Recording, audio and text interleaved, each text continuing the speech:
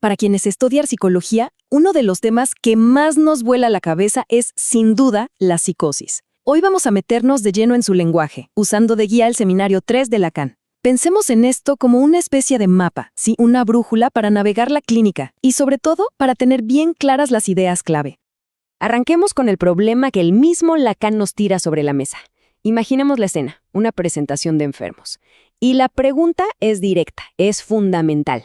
¿Cómo sabemos si la persona que tenemos enfrente está realmente delirando o si es, como dice Lacan, no más alguien de carácter difícil? ¿Dónde? ¿Dónde está esa línea? Lacan nos sumerge de lleno en la tensión de ese momento. Pasó más de 1 hora y media hablando con una paciente, buscando esa señal, esa marca única que él llama el estigma. La prueba de que lo que decía no era una queja más del montón, sino algo de un orden totalmente diferente. La presión en esa sala debe haber sido tremenda. Y de repente, ¡pum!, aparece. Una sola palabra que lo cambia todo. Galopinar. Un neologismo. O sea, una palabra inventada. Este es el punto de quiebre, la prueba irrefutable que Lacan estaba esperando.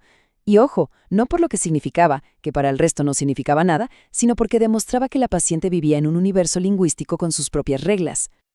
Ok, para entender a fondo por qué una sola palabrita puede ser tan decisiva, vamos a seguir este camino. Primero, el misterio de esa palabra. Después, las herramientas para descifrarlo, significante y significado. Luego, la diferencia clave entre certeza y realidad. Vamos a ver cómo se estructura el delirio, lo aplicamos al caso más famoso de todos y cerramos con las conclusiones que no nos podemos olvidar. Vamos con el primer punto, el enigma. A ver, lo que Galopinar revela no es una historia de frustraciones o problemas. Lo que esa palabra prueba, dice Lacan, es que la paciente estaba en otro mundo. Un mundo donde palabras como esas son sus puntos de referencia esenciales. Y acá, atención porque esto es pregunta de examen seguro. La prueba diagnóstica está en la estructura del lenguaje, no en si lo que se dice es verdad o mentira. Ahora bien, para poder analizar esa estructura, necesitamos las herramientas teóricas correctas, ¿no? Y acá es donde Lacan toma de la lingüística dos conceptos que son, de verdad, la base de todo en el psicoanálisis, el significante y el significado. Empecemos por el significante, para que quede súper claro. Es la parte material, el ladrillo del lenguaje. Es la palabra mesa, como un sonido o como las letras que vemos acá.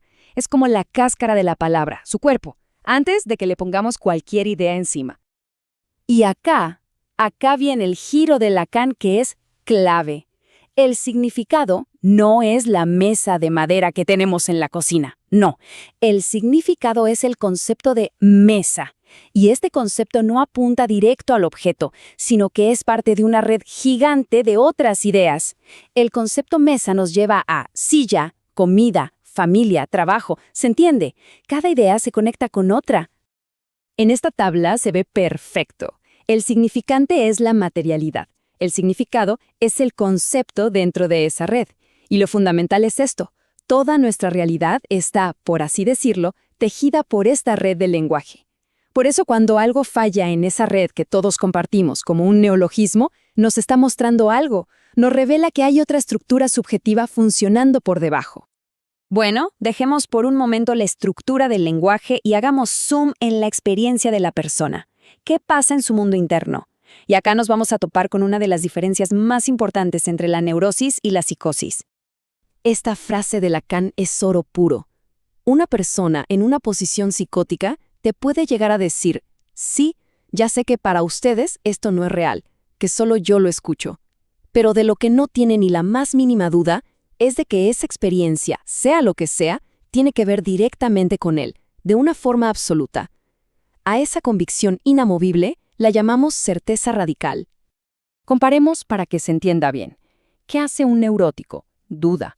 Se come la cabeza pensando, ¿será que me lo imaginé? ¿No estaré exagerando? En cambio, la persona en posición psicótica no tiene esa duda. Para él hay una certeza total.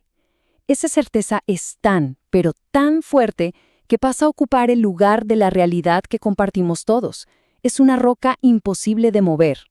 Entonces, la pregunta es, ¿cómo se ve esa certeza en el discurso? ¿Cómo la pescamos en la clínica?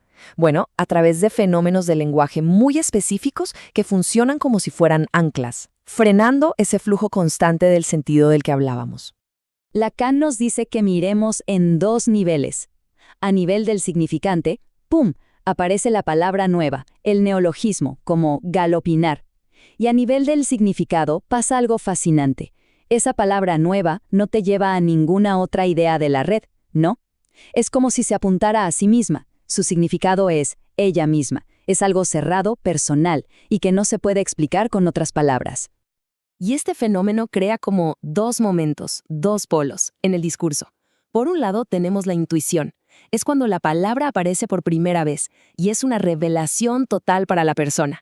Una palabra plena cargada de sentido. Y por otro, tenemos la fórmula, o estribillo. Es cuando esa misma palabra se empieza a repetir como una mulecilla ya vacía de ese sentido inicial, de forma mecánica. Y acá está el quid de la cuestión. La metáfora de la plomada es perfecta. Pensemos en el lenguaje normal como un río, donde el sentido fluye y se desliza de una palabra a otra.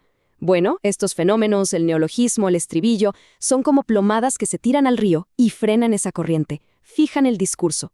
Y esa fijación, esa es la firma, la rúbrica del delirio. Para que todo esto no quede en el aire, vamos a un ejemplo concreto.